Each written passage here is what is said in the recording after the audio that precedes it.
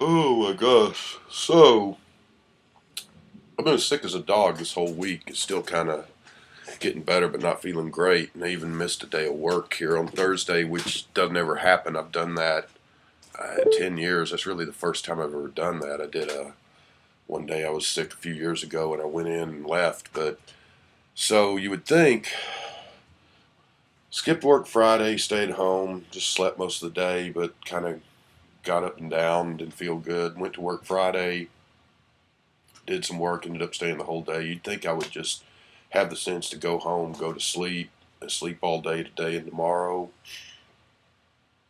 That's what you'd think anyway. But what I did was I worked till 5:30 or whatever. Came home, slept for about 3 hours, 3 4 hours, and I got up and went to a concert. All things. Yeah, it's her again, who I talked about a million times on here. Lydia Lovelace. She came back to town to Fort Worth. I saw her about a year ago here in Fort called Worth.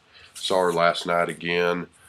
Uh, I just, man, I got to tell you, and I've said it and I keep saying it. Best music, best musician, whatever. Best thing to happen to music in 30 years, in my opinion. I know I'm one of those guys that's kind of doesn't like much music at all past 1984 or so, with very, very few exceptions. And there's only maybe two or three albums since that time that I'd consider great. This is one of them. Everything she's done is one of them, I'd say. It's just, I can't stress enough how much I love this girl and her band and her music. And this came out last year somewhere else. Best album of the last 30 years easily. Go out and buy it if you haven't. And the album's great, the music's great, but live is a whole nother story. Not necessarily better, just different. Just insane. This girl is like I said, it's like the ghost of John Lennon and Otis Redding and Joe Strummer and Nina Simone and Jim Morrison, Sid Vicious, stuck in this little short white girl that's 23 years old from Ohio. I don't know how it happened, but I'm glad it did. The concert was the whole band's incredible. I mean, she's the one that sings and writes the songs, plays guitar. She's got another guitar player and bass player and drummer and all. They're all incredible. It's just, I, I mean, am I going to say she's up there with the Beatles and the Rolling Stones and the Kinks and Jimi Hendrix? But she's up in that up there. And this show last night, when I saw them a year ago, they were actually opening for someone, so they only got to play like a 30-40 minute show. Last night they were the headliner, I guess. It's a small little club in Fort Worth here, just not too far from where I live. So they got to play a full show. They played, I don't know, a couple hours, I think, close to it. And I mean, it'd be like if you could travel back in time and see the Rolling Stones in 1965, or if you could see the Who or Jimi Hendrix at Monterey. It was up there with that. Just a crazy show, just a great show. I don't know, the movie Kids Are All Right about the Who, where they have the scene. It's where all the clips of the auto destruction tearing up the guitars and Keith Moon blowing up his drums and all that, of the different concerts of them doing that. It's just kind of like that, with this girl with these great songs and incredible voice. And so, I mean, I keep saying it. I'll probably keep saying it. Buy this album. Anyway, what I was here, and so I go to the concert. I'm sick. I'm still kind of coughing up stuff and gunk. Uh, Go to the concert. I get up and I go out there about 10 o'clock at night. Get home about 2. I sleep till about 4:30. And then instead of staying in bed like I should, I get up and I go down to Doc's Records to stand in line. Get there at about 5, a little after 5. As embarrassing and crazy as that sounds, they don't open till 10. And there's already people there, and see some people there that several people that I've seen there the last 3 or 4 years, and then some other people. So everyone's hanging out, having fun. Some people bring donuts and stuff, and one crazy guy's even like drinking beer. Went through about 2 6-packs. But anyway, it was fun. So we get in there, and so my record day haul is what I came to talk to you about today mainly. Besides Lydia Loveless, go buy that album. Uh, what did I'm tired now, obviously, but I got everything that I wanted. I mean, there were some things that I considered, but just for money reasons and just, I just didn't buy them. But there were 3 things I really wanted that I didn't get. One of them, back to Lydia Loveless, she's done 3 45s for different record store days. One of them is a cover of Allison, the old Elvis Costello song. I got that. It was limited to 1,000 copies. And then another one that came out a couple of years ago was a song that was cut for this album but not put on the album, and a cover of a song by that Kesha girl. It's actually, her version's really good. I looked up the Kesha version. It's shit. But and so this one, Record Store Day, she did a 45 limited to 1,000 copies on purple vinyl of her doing I Would Die For You, Prince song off of Purple Rain. And the flip side is another Prince song off Purple Rain, but not by her, by some guy I've never heard of. Anyway, neither store in Fort Worth had that in, so I didn't get it. I'm heartbroken. Some way, somehow I'm going to get it because I've got everything else that she's ever done. So I didn't get that. The other thing I didn't get that I really wanted was this thing called Texas Soul 64 album, which was just old soul songs cut in Texas back in, I guess, the 60s. And so I'm kind of looking for that. And that was limited, I think, to like 500 copies. So I'll see if I can track that down. And the third thing I wanted that I didn't get was, I don't forget the title exactly, but When We See the Heavenly Shore, I think it was. And it's a 3 LP set of old gospel, black gospel music from like the 20s and 30s. And I like that stuff, so I'm going to try to track that down. And that's it. I picked up the Doors mono version of Strange Days, ended up putting it back. I'm going to try to get the Doors albums on those 45 RPM LP size albums in the future here sometime, so I figured I'll just wait till then. I picked up the Family Way, the Paul McCartney album, which I already have. I have an original of that. The only reason I considered it was that the cover is slightly different. Well, not slightly, it is different than the one I have. So I think it had a different cover in the U.S. and in England, and the copy that I have is, I think it's the American one. But so I thought about it, but then I thought, well, it's the same music, and it's just that sort of classical type and different variations on that theme. It's actually a good album. I play it every once in a while. When I got it, I didn't think I would ever play it more than once, but I didn't need 2 copies of it. So I put those back. But I did get, I'm reaching behind me to access this stuff, more than I should have spent money on probably. And so we will, bear with me. Alright, let's do these first. They did 3 Kinks releases. They were all, 2 of them were EPs that had come out in England back in the 60s, and they were just reprints. I saw those in the store, and I thought that'd be kind of cool, but I would rather, if I ever get those, because there's nothing on them that I don't have that's not on regular albums, and if I ever got them, I would rather track down the originals, which probably cost a pretty penny, but I figured those are just reprints, and they do that a lot on Record Store Day, and so that, don't want to spend $10 for a little EP that's a reprint of something, even though I've done that once or twice in early Record Store Days, but I kind of quit doing that.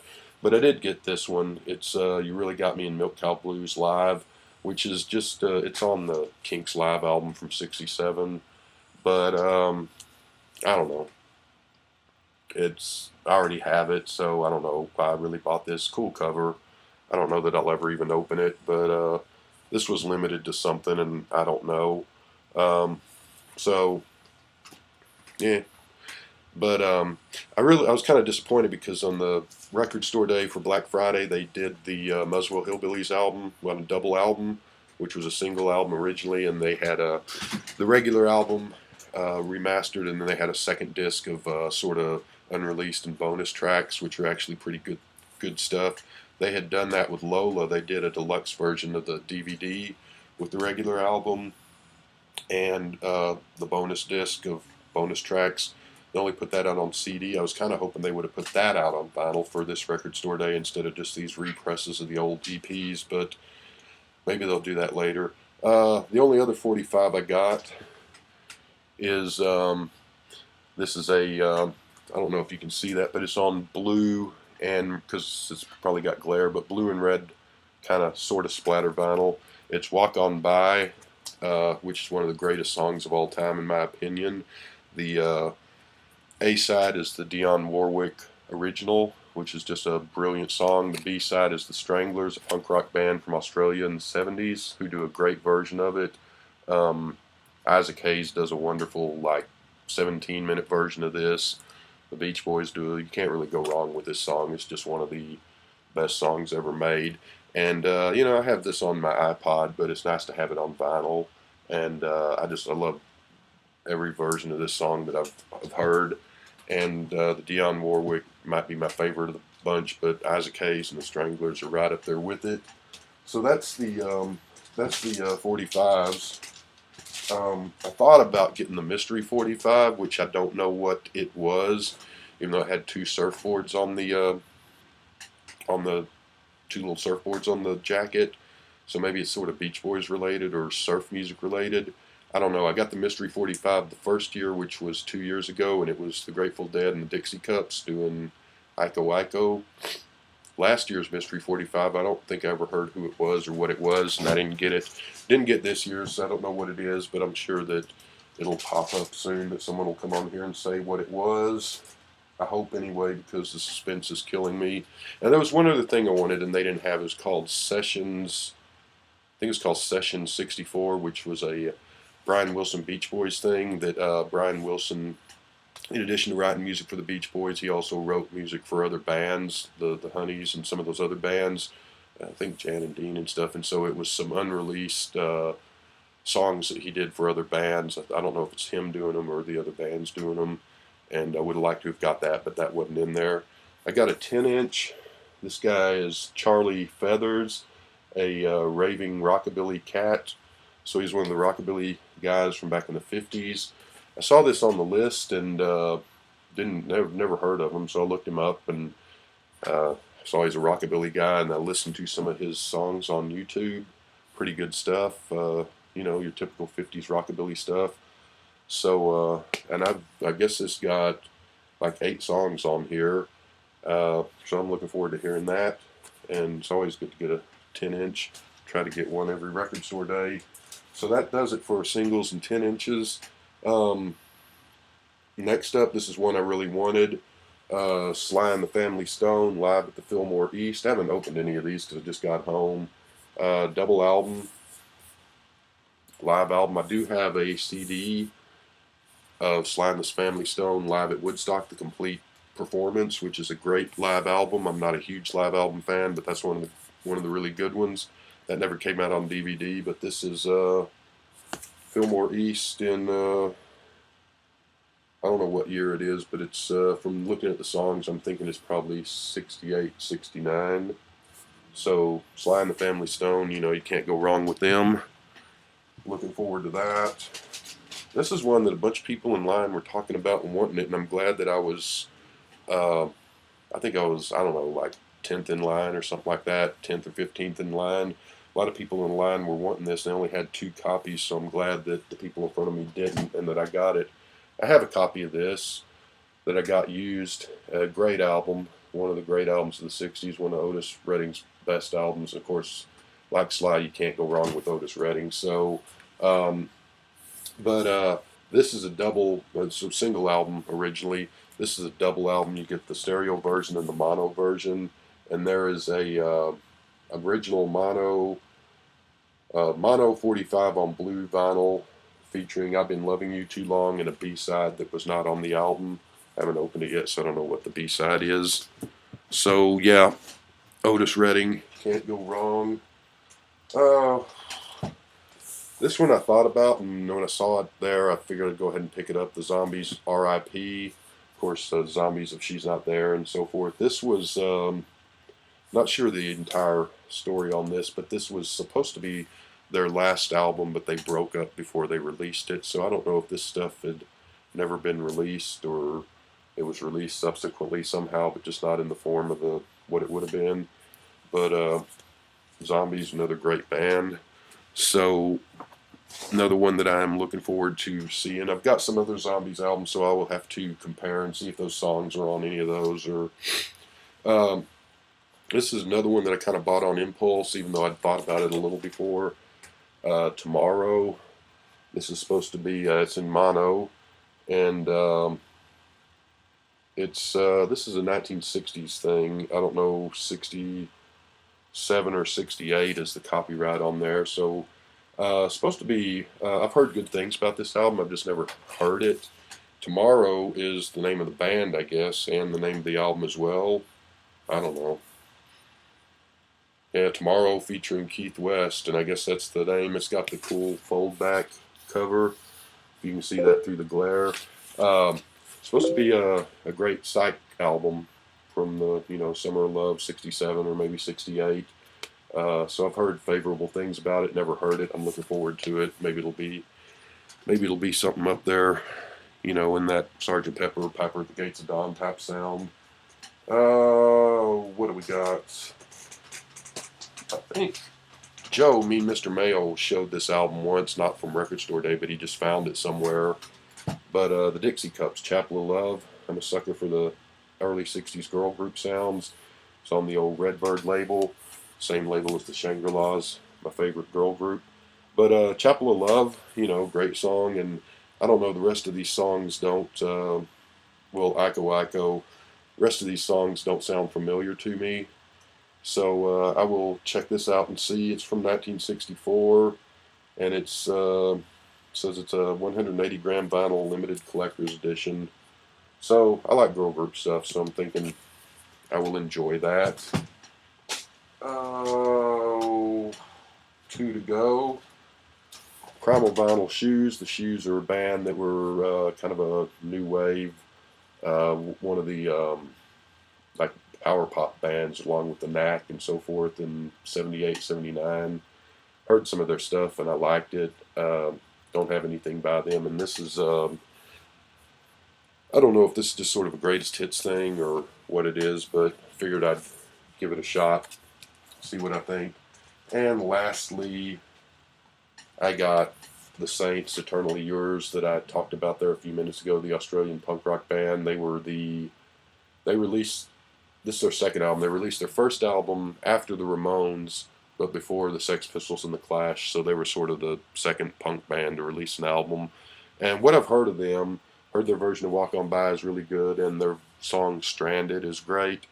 Hear that on Little Steven's Underground Garage pretty often. Haven't heard anything else from them, but the two songs I've heard are really good. It's, kind of Clash, Ramones, Sex Pistols, punk rock, power pop, whatever you want to call it.